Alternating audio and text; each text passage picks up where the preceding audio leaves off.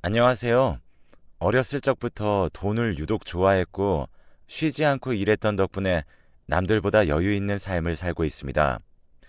집이 가난해서인지 어렸을 적에는 전세를 전전하며 여기저기 이사하는 게 일상이었죠. 그런데 저는 매번 새로운 집들을 가는 것이 나쁘지만은 않았습니다. 그저 새로운 것이면 좋았는지 다양한 집들에 살아보는 게 좋았던 건지는 잘 모르겠지만 자라면서 자연스럽게 부동산에 관심을 가지게 되었습니다. 그러다 보니 20살이 되고 어린 나이부터 공인중개사로 일하기 시작했어요. 원래도 건물이며 땅이며 관심이 많다 보니 다른 사람들보다 정보도 빠르게 구할 수 있었고 그런 탓에 여기저기 큰 건들을 중개하다 보니까 돈도 많이 벌 수 있었습니다. 덕분에 제가 좋아하는 돈은 많이 벌 수 있었죠. 제가 하는 일이 부동산 쪽이다 보니 제 자산들도 건물이나 땅이 대부분이었습니다. 그런데 한 번은 함께 일하는 동생이 먼저 요즘엔 주식이며 뭐며 돈 관리도 분산해서 해야 한다고 말하더라고요. 처음에는 별로 대수롭지 않게 생각을 하다가 계속 듣다 보니 그렇게 분산 투자를 하면 오히려 수익을 더 낼 수 있다는 말에 혹했습니다. 그런데 제가 부동산 말고는 제대로 알지도 못하겠더라고요. 그래서 함께 일하던 동생을 통해 믿을 만한 펀드 매니저를 소개받았습니다. 저보다 5살이나 어린 남자였는데 참 친절하고 제 돈도 눈덩이처럼 굴려주더라고요. 그 펀드 매니저를 소개시켜준 동생은 둘이 잘 어울린다며 잘해보라고 등 떠밀기도 했어요. 사실 제가 돈만 번다고 그동안 연애도 제대로 못 해보고 살다 보니 30 중반이 되도록 결혼도 못하고 있었거든요. 사실 결혼을 해야겠다는 생각도 없었습니다.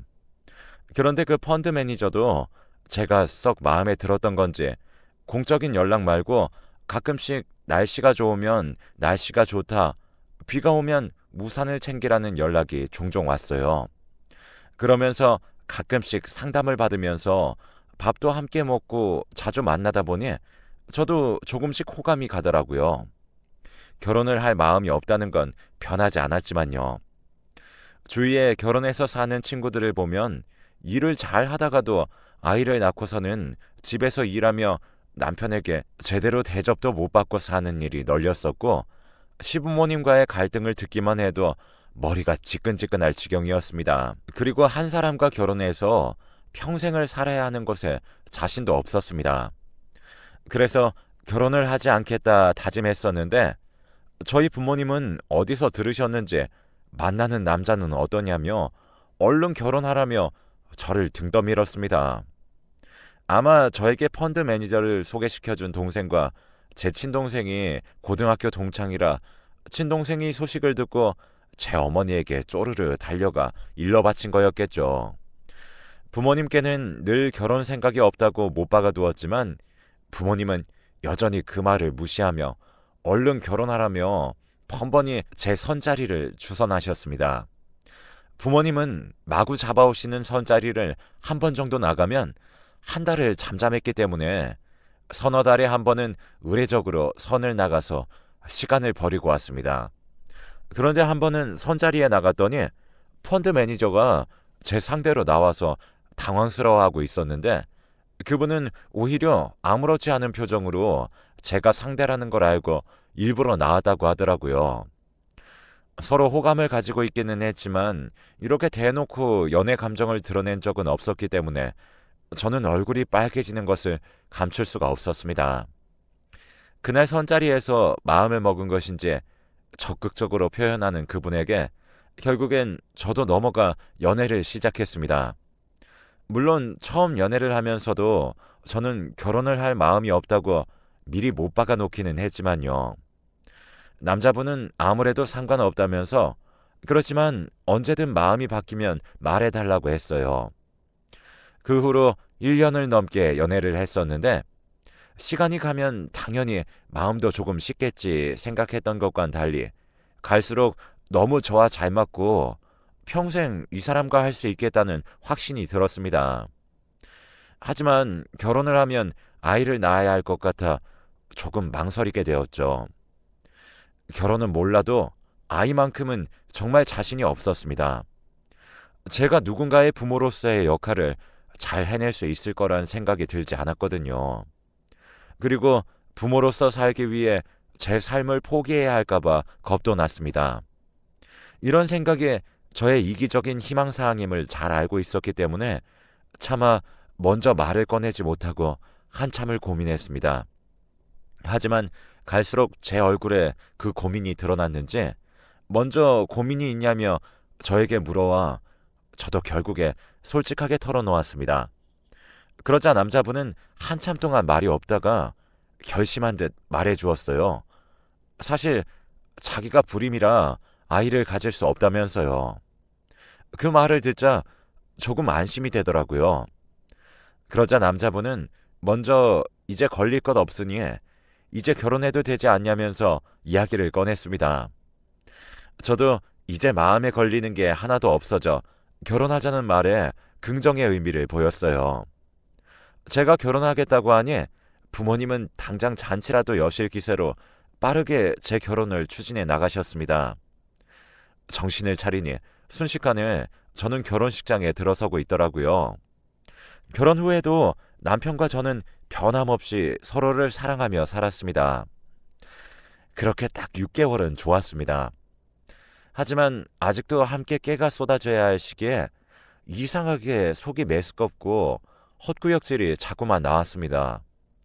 그런 저를 보더니 함께 일하는 동생이 혹시 임신 아니냐며 먼저 테스트를 해보라고 권유했고 저는 그럴 리가 없다면서 말을 했지만 혹시나 하는 마음에 집에 가는 길에 테스트기를 샀습니다. 그리고 그 다음날 아침에 한 테스트기의 결과는 선명한 2줄이었습니다. 이게 어떻게 된 일인가 싶어 저는 한참을 화장실 밖으로 나가지 못하고 있었습니다. 그러다 밖에서 저를 부르는 남편의 목소리에 정신을 차리고 다급하게 테스트기를 숨기고 밖으로 나갔습니다. 물론 저는 맹세코 외도를 한 적이 없었습니다. 하지만 이미 결혼 전에 함께 남편이 씨 없는 수박이라는 걸 확인까지 했었는데 제가 임신이 된다는 것이 말이 안 되는 것이었습니다. 남편도 똑같이 생각했겠죠. 혹시나 테스트기가 잘못된 건 아닐까라는 생각에 그날 바로 산부인과로 향했습니다. 그런데 산부인과에 가서도 결과는 여전했습니다. 이미 임신 7주차에 접어들었다면서 축하한다는 의사의 말에도 멍해져서 쉽사리 다리에 힘이 들어가지 않았습니다.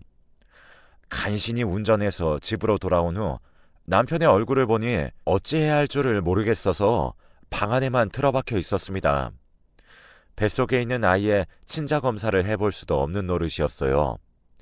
저를 걱정한 남편은 방에 들어와 무슨 일이 있었냐고 물어댔지만 차마 입이 떨어지지 않아 아무 일도 없다고만 말하다 혹시나 하는 마음에 남편에게 정말로 무정자가 맞냐고 한 번 더 확인을 해보았지만 당연하다는 듯이 저번에 같이 확인하지 않았냐며 물어보는 남편의 대답에 제 입은 딱풀로 붙인 듯 더더욱 떨어지지 않았습니다. 그 후로 일주일을 마음고생을 한 탓인지 살이 빠져가는 저를 남편이 출퇴근을 바래다 주겠다며 각자의 차를 타고 출퇴근을 하다가 남편이 제 차로 함께 출근을 하기 시작했습니다. 그런데 함께 차를 탄 지 이틀째 되던 날에 퇴근하고 밖에서 밥을 먹고 가기로 하고 내비게이션을 켰는데 기록에 제 사무실 근처 산부인과가 기록에 남아있는 것을 본 남편은 산부인과는 무슨 일로 갔냐고 물었고 너무 당황한 나머지 저는 대답을 얼버무렸습니다. 남편은 여전히 의문스럽다는 듯 두어 번을 더 물어보았지만 저는 겨우겨우 쥐어짜내서 친구가 아이를 낳아서 친구를 만나러 간 거라는 변명을 할 수밖에 없었습니다. 그래도 여전히 남편은 의심하는 듯한 표정을 지었지요. 그런데 그 다음날 일이 벌어졌습니다. 전날 산부인과에 간 이유를 제대로 대답하지 못한 저를 보고선 이상함을 느낀 남편이 제 서랍을 뒤져본 것입니다. 서랍 깊숙이 넣어놓은 초음파 사진과 산모 수첩을 본 남편은 제 사무실까지 찾아와 이게 대체 뭐냐며 저를 추궁하였습니다. 평소에 남편이 열어보지 않는 서랍이라 잠궈 놓지도 않았던 것이 실수였습니다. 제 이름 세 글자가 적힌 산모 수첩은 남의 것이라고 둘러댈 수도 없었습니다. 남편은 처음 보는 모습으로 화를 내며 밖에서 무슨 짓을 하고 다닌 거냐며 자기를 작정하고 농락했다고 길길이 날뛰었습니다. 저도 영문을 모르겠다며 정말 맹세코 허튼 짓 한 적 없다고 했지만 남편의 입장에서 그게 믿길 리가 있나요? 당당했었다면 자기에게 먼저 말해야 했었다며 제가 제대로 된 변명을 하기도 전에 당장 집에서 나가라며 저를 쫓아냈습니다. 너무 억울했지만 이 억울함을 풀 방법은 없었습니다. 결국 일단은 친정으로 갔습니다. 부모님은 제 몰골을 보더니 무슨 일이냐며 걱정을 하셨습니다. 저는 겨우겨우 입을 열어서 제가 임신을 했다고 했어요. 그러자 부모님은 임신을 했는데 왜 그렇게 울상이냐며 의아해 하셨죠.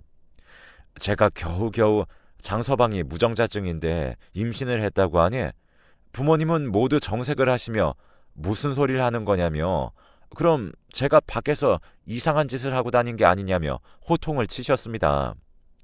억울함에 제 말을 믿어달라고 했지만 부모님은 그런 되먹지도 않은 변명은 들을 생각이 없다며 이 집에서도 얼른 나가라고 했습니다.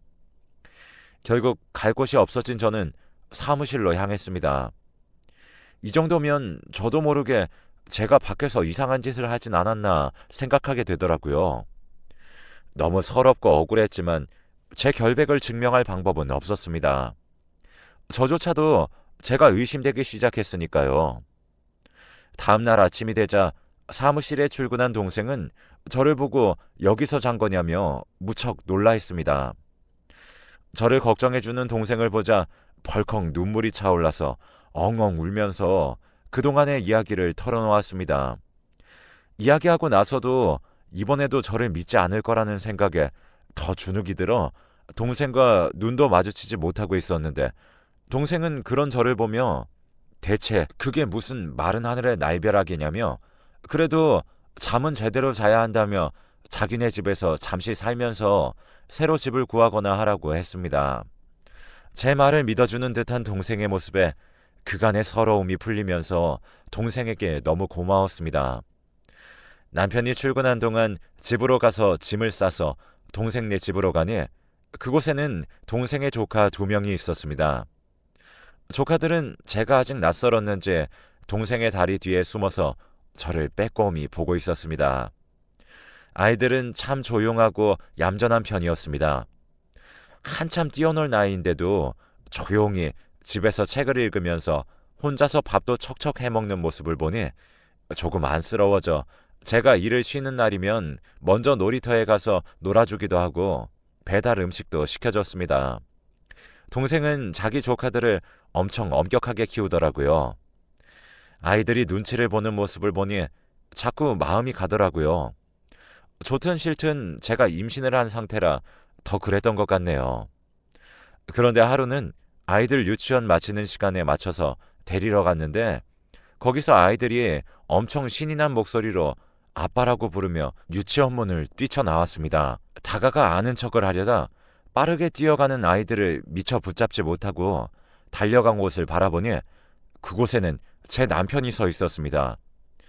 이건 또 무슨 상황인가 싶어서 남편 쪽을 보았지만 남편은 저를 보지 못한 것인지 아이들을 위해 한가득 사온 선물들을 손에 쥐고 있었습니다.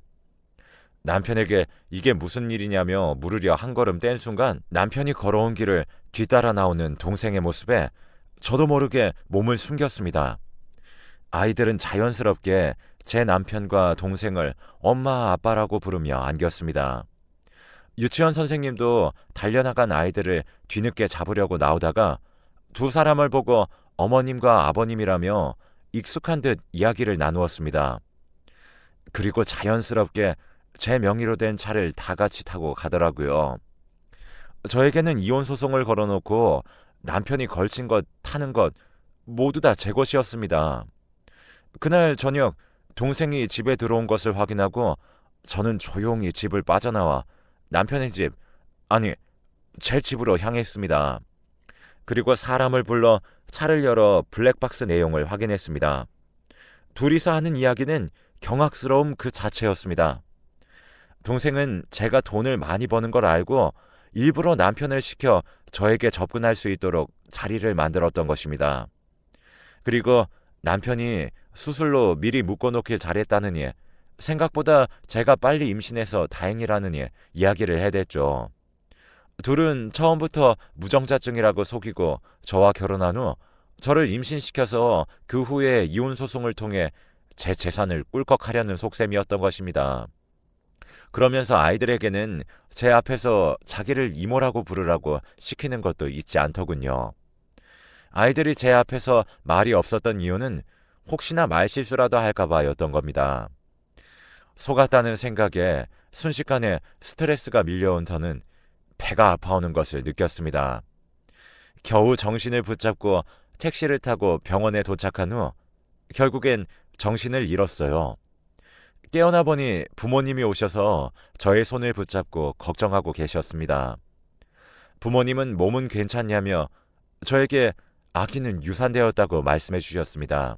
차라리 잘된 일이라며 아빠가 누군지도 모르는 애를 어떻게 키우냐며 장서방에게도 연락을 했으니 곧 올 거라고 하시자마자 남편이 나타났습니다. 남편은 아기가 유산된 건 된 거고 제가 바람을 피운 건 틀림없는 사실이라며 이혼은 무조건 할 거라고 했습니다. 어이가 없어진 저는 블랙박스 영상이 담긴 메모리를 꺼내 부모님에게 이 안에 있는 것부터 확인해 보라며 그럼 아이 아빠가 누구였는지 알 수 있을 거라고 당당하게 건넸습니다. 부모님은 그게 무슨 말이냐는 듯이 메모리를 받으셔서 병원에 있는 컴퓨터로 확인해 보셨습니다. 남편은 제가 진실을 알고 있을 거라고는 상상도 하지 못한 건지 끝까지 저에게 거짓말만 하면서 자기 잘못은 인정하지 않는다며 저를 말로 짓눌렀습니다. 하지만 이제 곧 진실과 저의 결백이 밝혀질 거라는 생각에 저도 그저 도끼만 남은 채 어디 한번 끝까지 뻔뻔하게 있어보라며 제가 아무것도 모르고 당한 줄 알았냐며 그 동생이랑 붙어서 짜고 친 걸 다 알고 있다고 하니 당당하게 그지없던 남편의 얼굴은 순식간에 사색이 되면서 거짓말하지 말라며 증거가 어디 있냐며 그렇게 나왔습니다. 하지만 그때 아버지가 달려와 그런 남편에게 어디서 사기를 치고 있는 거냐며 버럭 화를 내셨습니다. 어머니는 저에게 달려와 안아주시며 그동안 마음고생이 얼마나 심했냐면서 미안하다고 사과하시며 눈물을 흘리셨습니다. 아버지는 어디 남의 귀한 딸을 데려다가 사기를 치는 짓이냐며 그런 짓 하고 다니면 네 자식들은 무사할 줄 아냐며 똑같이 당해보라고 하셨습니다. 그때가 되어서야 잘못했다면서 빌기 시작하더라고요. 저도 그때는 악에 받쳐서 이건 사기 결혼이라며 이혼해도 제가 위자료 받아야 할 일이라며 그렇게 받고 싶어 하던 위자료를 주던가 아니면 사기로 신고하겠다고 했습니다. 그러자 어디서 듣고 있었던 건지 함께 저를 속인 동생이 튀어나와 남편 옆에 무릎을 꿇었습니다. 어처구니가 없어진 저와 부모님은 뻔뻔스럽게 뭐하는 짓이냐며 당장 눈앞에서 사라지라며 두 사람을 병실 밖으로 내쫓았습니다. 그 후로 제가 태어나고 혼인 무효 소송과 사기죄로 고소하는 동안 두 사람에게서 끊임없이 연락이 왔지만 엄청난 배신감이 든 저는 단 한 번도 연락을 받지 않고 변호사를 통해서만 제 이야기를 전했습니다. 제 친동생도 그 이야기를 듣고 제정신이냐며 고등학교 동창들에게 이 사실을 알려 동창들 사이에서도 얼굴을 들고 다니지 못하게 만들었어요. 평소에도 허영심이 많고 돈 자랑을 일삼던 친구라 다른 친구들이 기피하고 있었다고 해요. 그리고 건너 들리는 이야기에는 펀드 매니저를 하면서도 남자는 돈이 많이 없는 편이었는데 알고 보니 도박을 하면서 버는 돈을 족족 잃었다고 하더라고요. 그래서 그 아내와 짜고 이혼을 한 후에 미혼남인 척 행세를 했던 거였습니다. 지금은 변호사를 선임할 비용도 없어서 변호사 없이 재판을 했다고 합니다. 혼인 무효 소송에서도 사기 결혼이 맞다는 판결이 나와서 깔끔하게 남남이 되었고 손해배상까지 청구해서 있는 대로 돈을 받아낼 생각입니다. 두 사람은 결혼 사기로 벌금형까지 받았으니 있는 돈 없는 돈 싹싹 긁어모아 갚아나가야 하겠죠. 저도 손해배상으로 1억을 청구하였지만 법원에서 조정되어 8천만 원에 그쳤습니다. 하지만 받아내려고 해도 돈이 없으니 몇 개월에 걸쳐서라도 받아내는 것으로 합의를 보았습니다. 남자는 회사에서도 도박을 했었다는 사실이 알려지면서 재판 도중에 해고를 당했다고 들었습니다.